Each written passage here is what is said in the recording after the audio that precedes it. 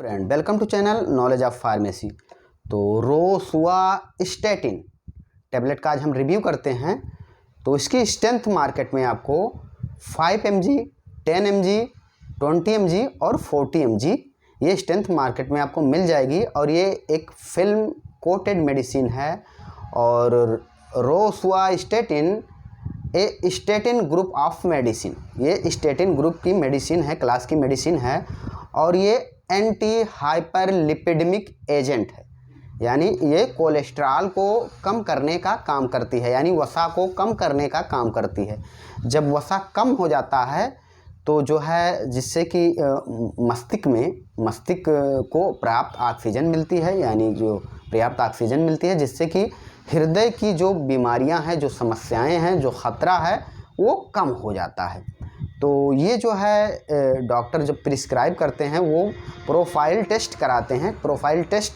तो जिसमें जो है कोलेस्ट्रॉल का टेस्ट कराते हैं।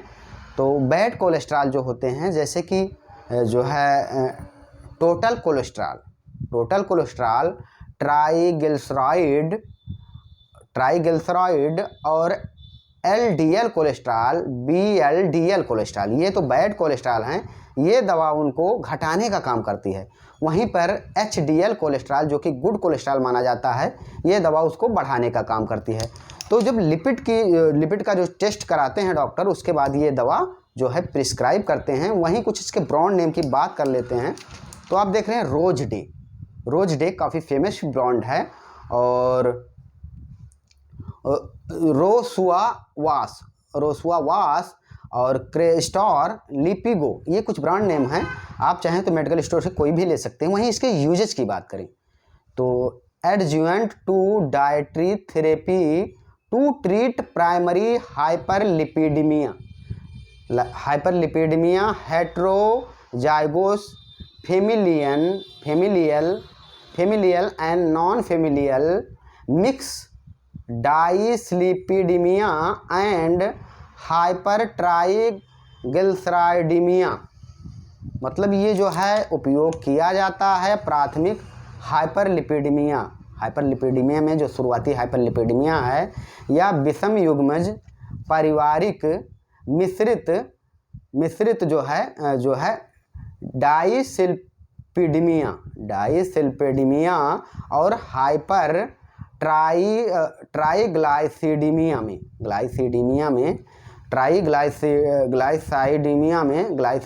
में इसका उपयोग किया जाता है। या फिर होमोजाइगोस फेमिलॉल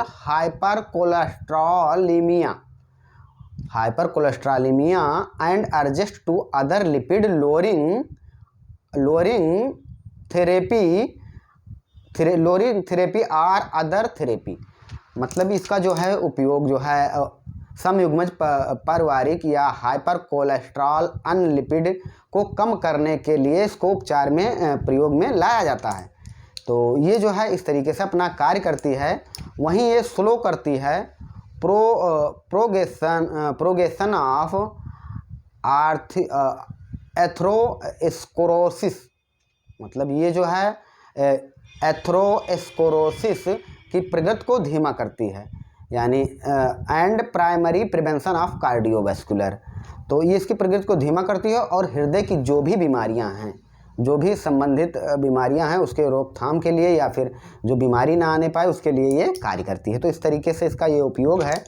वहीं अब इसके हम मोड ऑफ एक्शन की बात कर लेते हैं कि किस तरीके से मैकेनिज्म ऑफ एक्शन काम करती है। तो ये डिक्रीज करती है हेपेटिक कोलेस्ट्रॉल, यानी लीवर में जो कोलेस्ट्रॉल का जो है प्रोडक्शन होता है, वो उसको ये क्या करती है, डिक्रीज करती है। Concentration of stimulate the upgradation of hepatic lowering density lipoprotein LDL receptor increase कर देती है। इंक्रीज हेपेटिक जो है अपटेक LDL, यानी जो है रोसुआस्टैटिन इनहिबिट करती है, यानी रोक देती है hepatic synthesis very low density lipoprotein को। जो VLDL है, यानी जो वेरी लो डेंसिटी के प्रोटीन है, उसको इनहिबिट यानी रोकने का कार्य करती है। तो इस तरीके से अपना कार्य करती है। अब हम बात कर लेते हैं कि कुछ साइड इफ़ेक्ट की।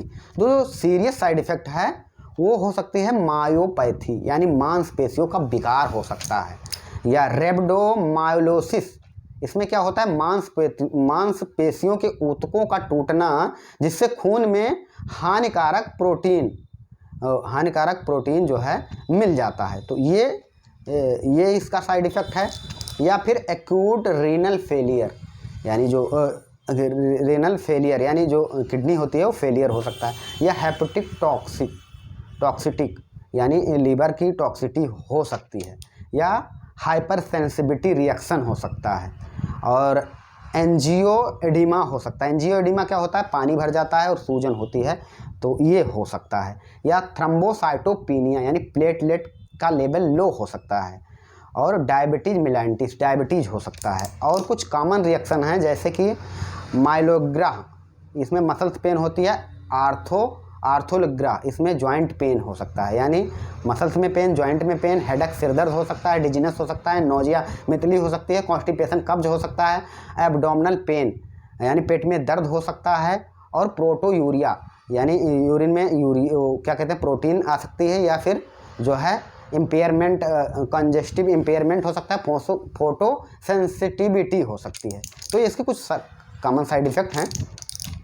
अब हम बात कर लेते हैं इसके जो है प्रिकॉशन की। तो किस किस स्थिति में इसको नहीं लेना चाहिए। अगर स्टेटिन ग्रुप से आपको सेंसिटिविटी है तो इसको नहीं लेना है। एवॉइड अल्कोहल, अल्कोहल को अवॉइड करना है। प्रेगनेंसी में नहीं लेना है। ब्रेस्ट फीडिंग में नहीं लेना है, यानी जो महिलाएं प्रेग्नेंट हैं या ब्रेस्ट फीडिंग बच्चों को दूध पिला रही हैं उनको डॉक्टर से कंसल्ट कर लेना चाहिए। पहली बात तो ये डॉक्टर के पर्चे पे मिलने वाली दवा है, बिना डॉक्टर के पर्चे से इसको नहीं लेना चाहिए अपने मन से।